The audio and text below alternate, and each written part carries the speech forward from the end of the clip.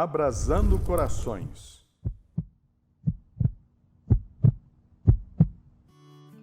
Olá, sou o Padre Joelson Sotten, da Congregação da Missão, assessor espiritual do Conselho Metropolitano de Jundiaí e do Centro de Formação Antônio Frederico Ozanam.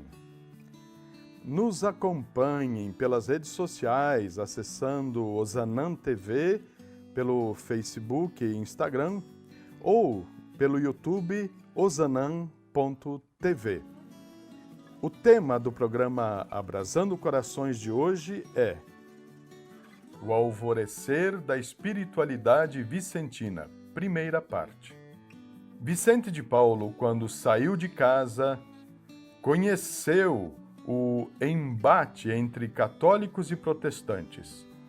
E é diante desta realidade que nasce uma grande escola de espiritualidade por toda a Europa. Na França, motivados pelo Concílio de Trento, muitos pensadores tentam dar a sua resposta para a Reforma Católica.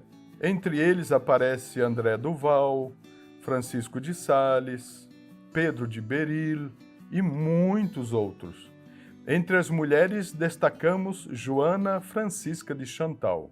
Era uma guerra religiosa, mas também era uma guerra civil.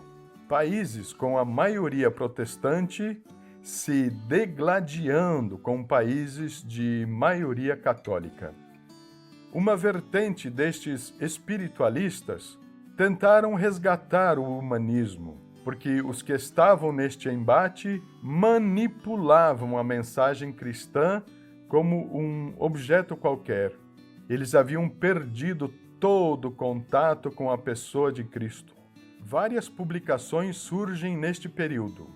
Um exemplo é a popularização do livro A Imitação de Cristo, escrito pelo padre alemão Thomas de Kempis. Este movimento humanista valorizava o encontro com o Cristo dos Evangelhos, explicado pelos santos padres. Curiosamente, Vicente de Paulo cria um caminho próprio de espiritualidade. Lembremos de que ele jamais utilizou em vida este termo espiritualidade. Mas hoje, quando olhamos para a sua vida, descobrimos que ele foi moldando a sua espiritualidade no encontro com Cristo, o evangelizador dos pobres. Para percebermos uma sutil diferença, enquanto o humanismo enaltece o Cristo sofredor, Vicente enaltece o Cristo evangelizador dos pobres. Outro exemplo, os humanistas preferem o silêncio dos claustros. Já Vicente valorizava a catequese para o povo. Outra fonte de inspiração para Vicente foi a Companhia de Jesus. Os jesuítas destacaram-se na vida disciplinar e apostólica, a tal ponto de Vicente considerar esta congregação de sábia e santa. É uma congregação que cresceu numerosamente.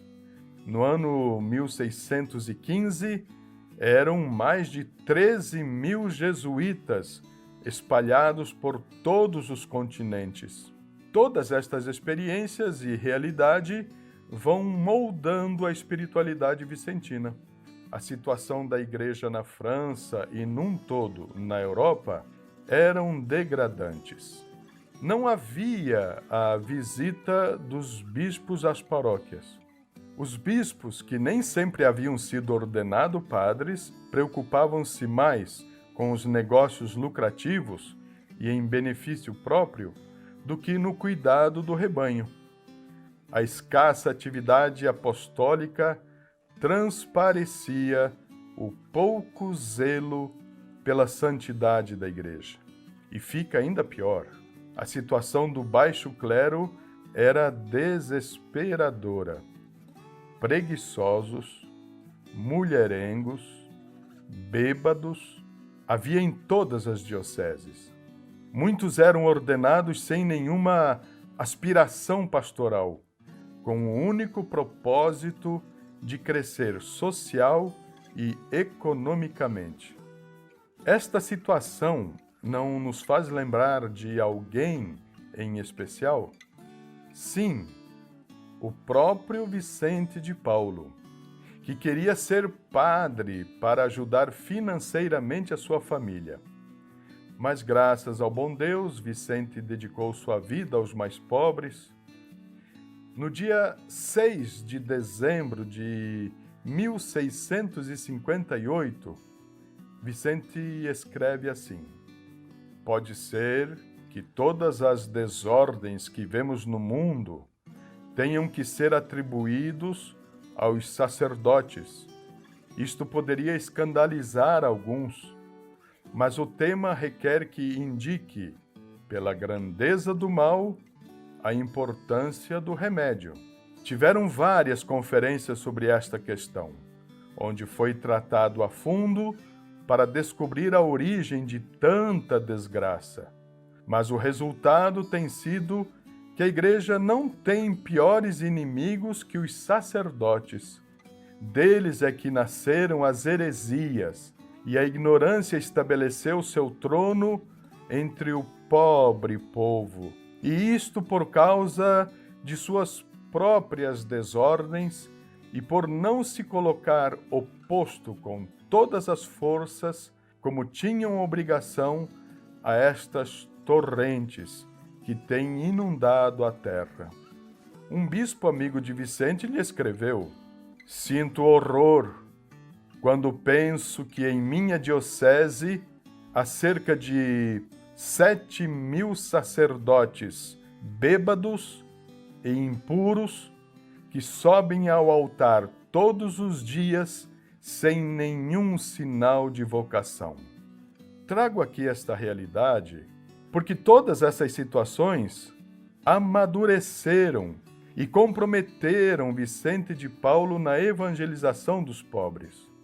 Se por um lado havia a grandeza dos jesuítas e a sua expansão, e todo um movimento humanista preocupado com a fidelidade a Jesus, por outro lado havia um clero que era motivo de vergonha para a Igreja. Era nesta realidade que Vicente viveu. Não há de se negar que este era outro rosto de pobreza e pelo qual Vicente agiu, fundando a Congregação da Missão para evangelizar os pobres e instruir o clero. Em 1628, se compromete com o bispo de Beauvais a pregar retiro para os ordenandos.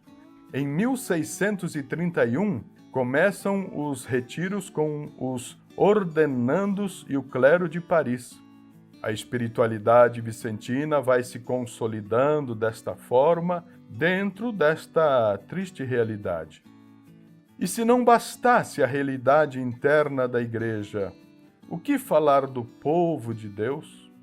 As contínuas guerras destruíam igrejas, escolas, colheitas. As intempéries do tempo que impediam semear ou colher, roubo, homicídios, mendicância, rondavam por toda parte. Uma vez obrigados pela necessidade, outras, alimentadas pelo vício, vagabundos e assaltantes semeavam terror pelos caminhos e cidades. O medo se espalhava entre as pessoas. A saúde do povo era precária. As salas hospitalares eram demasiadas pequenas para acolher tantos enfermos. A superlotação de distintas idades e sexo eram horripilantes. Pessoas com pestes e feridos dormiam com frequência na mesma cama. Idosos e crianças, homens e mulheres se misturavam de forma promíscua. Não era difícil encontrar cadáveres à beira dos caminhos, bem como pessoas agonizando, vítimas da fome, do frio ou enfermidade, e outras tantas situações de calamidades. No próximo programa, daremos continuidade a este tema, para descobrirmos a originalidade doutrinal em São Vicente de Paulo. Louvado seja nosso Senhor Jesus Cristo.